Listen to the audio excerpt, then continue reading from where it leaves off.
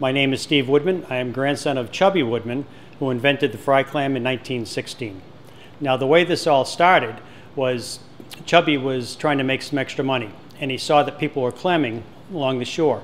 So he decided that he could make some extra money digging clams and then selling them. So that's what he started to do. He dug some clams, sold them to wholesalers who were selling them off to Gloucester and wherever that they could peddle them. But back then there wasn't a lot of demand for clams, and so he wasn't getting paid very much. He was getting paid maybe 60 cents a bushel for his clams.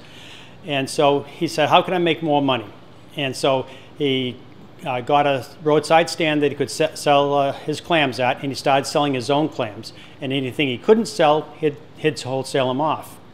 And so he started saying to himself and actually to his wife Bessie, he says, how can we get more people to buy our clams?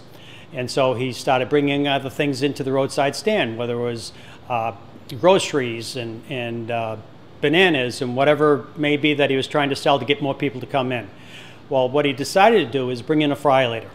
And with the fry-later, he started making homemade potato chips. And those homemade potato chips caught on. People started coming down and getting a bag of homemade potato chips. So more people started coming to the store, and by that, he started selling a few more clams here and there. Then a friend of his said, hey, Chubby, because that was his nickname, Chubby Woodman. He was a short man with a big barrel chest, and eventually his belly grew into his chest, and his name was Chubby. So they said, Chubby, if you take some of those clams that you're shucking out to try to put in stews and different things, and you fry them, I think people will like them.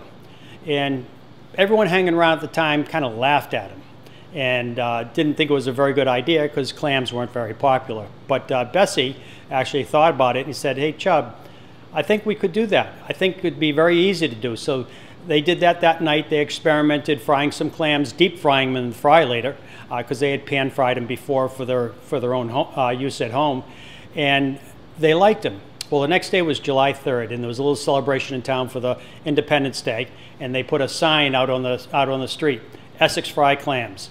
Well, they sold some clams, they sold potato chips, they sold a few other things. They took in $35 that day, which is the most money that they'd ever taken in since they'd been open. So he was not a stupid man.